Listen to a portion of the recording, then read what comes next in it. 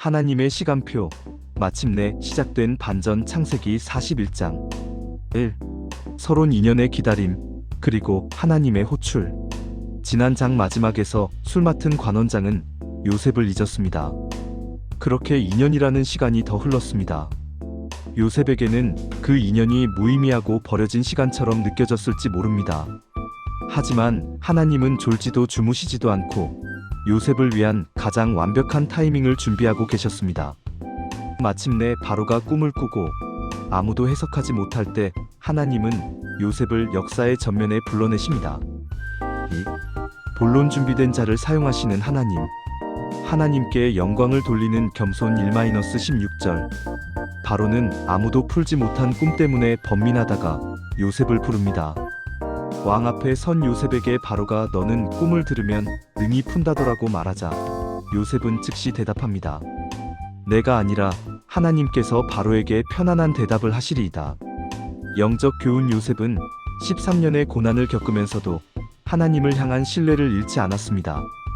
인생의 결정적인 기회가 왔을 때 자신을 과시하기보다 하나님을 먼저 높였습니다. 참된 신앙인은 성공의 문턱에서 내가 아닌 하나님의 이름을 앞세우는 사람입니다.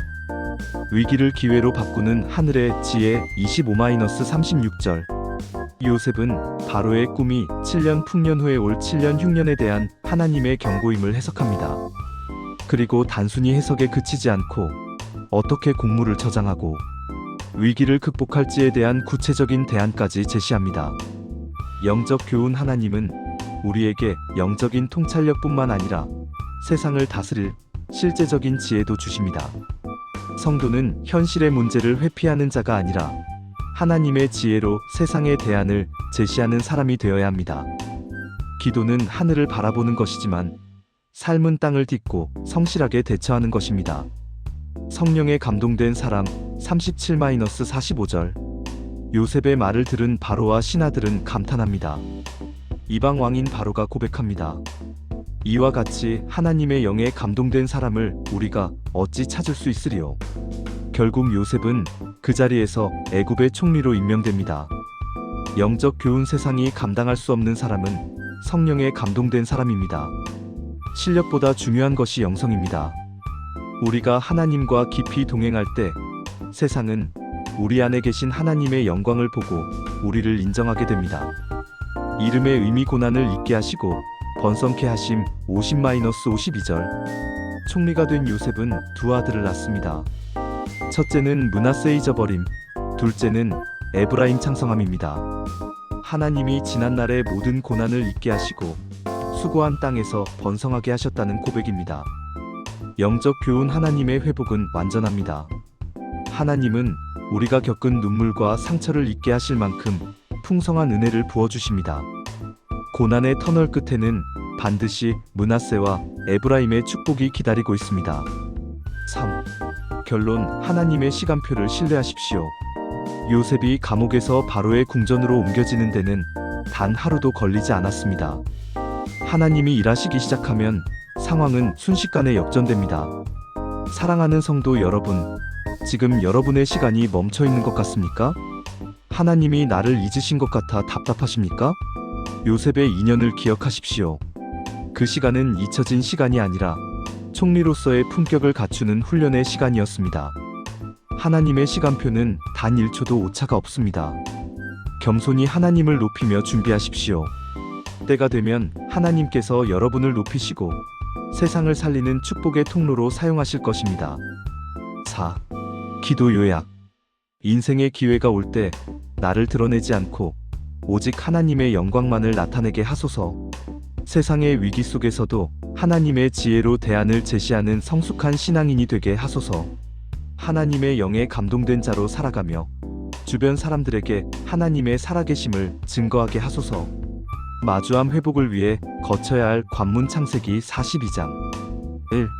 서론. 인생의 기근이 가져온 만남.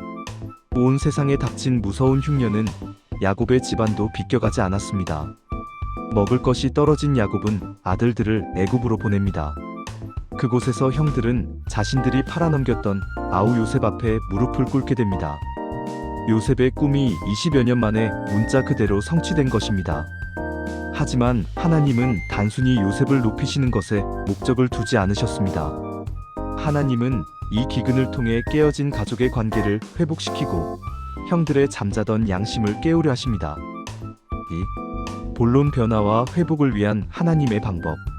꿈의 성취와 하나님의 기억 6-9절. 형들이 요셉 앞에 엎드려 절할 때 요셉은 과거에 꾸었던 꿈을 생각합니다. 요셉이 형들을 엄하게 대하고 정탐꾼으로 몰아세운 것은 복수심 때문이 아니었습니다. 그는 형들이 과연 변했는지, 막내 베냐민을 대하는 태도는 어떠한지 확인하며 그들을 진정한 회개의 자리로 이끌기 위함이었습니다. 영적 교훈. 하나님은 우리가 잊고 지냈던 과거의 문제들을 다시 마주하게 하십니다. 그것은 우리를 정죄하기 위해서가 아니라 매듭지어지지 않은 죄의 문제를 해결하고 진정한 자유를 주시기 위함입니다. 하나님의 약속 꿈은 반드시 이루어지며 그 성취의 과정에는 반드시 인격적 변화가 수반됩니다. 잠자던 양심을 깨우는 고난. 21-22절. 정탐꾼으로 몰려 옥에 갇히고 위기에 처하자 형들의 입에서 뜻밖의 고백이 나옵니다. 우리가 아우의 일로 말미암아 범죄하였도다. 그 괴로움을 보고도 듣지 아니하였으므로 이 괴로움이 우리에게 임하도다. 20년 동안 마음 깊은 곳에 가두어 두었던 죄책감이 고난의 용광로 속에서 터져 나온 것입니다. 영적 교훈. 고난은 때로 우리의 영혼을 깨우는 알람 역할을 합니다. 평안할 때는 보이지 않던 나의 허물과 죄가 위기 속에서 드러납니다. 자신의 잘못을 인정하고 입으로 고백하는 것이 회복의 첫걸음입니다. 감추어진 사랑과 은혜. 24-25절. 요셉은 형들의 고백을 듣고 곁으로 가서 울었습니다. 그리고 형들을 엄하게 대하면서도 몰래 그들의 자루에 곡물을 채워주고 떠날 때 지불했던 돈까지 도로 넣어줍니다. 형들은 두려워 떨었지만 사실 그것은 요셉의 배려이자 은혜였습니다. 영적 교훈. 우리가 하나님의 징계를 받을 때 우리는 그것을 두려움으로만 느낍니다. 하지만 그 징계의 이면에는 우리를 향한 하나님의 눈물과 사랑이 숨겨져 있습니다. 하나님은 우리가 죄를 깨닫기를 기다리시며 보이지 않는 곳에서 여전히 우리에게 필요한 것들을 공급하시는 분입니다. 3. 결론. 다 내게 해로다 vs 다 은혜로다. 가나안으로 돌아온 아들들의 이야기를 들은 야곱은 탄식합니다. 요셉도 없어졌고 시므온도 없어졌거늘 베냐민을 또 빼앗고자 하니 이는 다 나를 해롭게 함이로다. 36절. 야곱은 지금 일어나는 모든 일이 자신을 망하게 한다고 생각했습니다. 하지만 사실은 어떠했습니까? 하나님은 야곱의 가문을 살리기 위해 요셉을 먼저 보내셨고 이제 형제들을 부르고 계셨습니다. 야곱이 해롭다고 여긴 그 일이 실제로는 구원의 통로였습니다. 사랑하는 성도 여러분, 지금 여러분의 삶에 이해할 수 없는 기근과 시련이 찾아왔습니까? 왜 나에게만 이런 일이 일어나는가라고 탄식하고 계십니까? 기억하십시오. 하나님은 지금 당신의 잠든 양심을 깨우고 끊어진 관계를 복원하며 더 큰 구원을 준비하고 계십니다. 나의 짧은 시야로 해롭다 단정 짓지 말고 이 모든 상황 뒤에 숨겨진 요셉의 눈물, 즉 하나님의 사랑을 신뢰하십시오. 마침내 모든 것이 합력하여 선을 이루는 분이엘의 아침이 여러분에게 찾아올 것입니다. 4. 기도 요약. 고난의 현장에서 내 죄를 깨닫게 하시고 정직한 회개의 자리로 나아가게 하소서. 문제의 현상 너머에 있는 하나님의 신실하신 사랑과 계획을 보게 하소서. 당장의 어려움을 해로운 일이라 원망하지 않고 선을 이루실 주님을 끝까지 신뢰하게 하소서.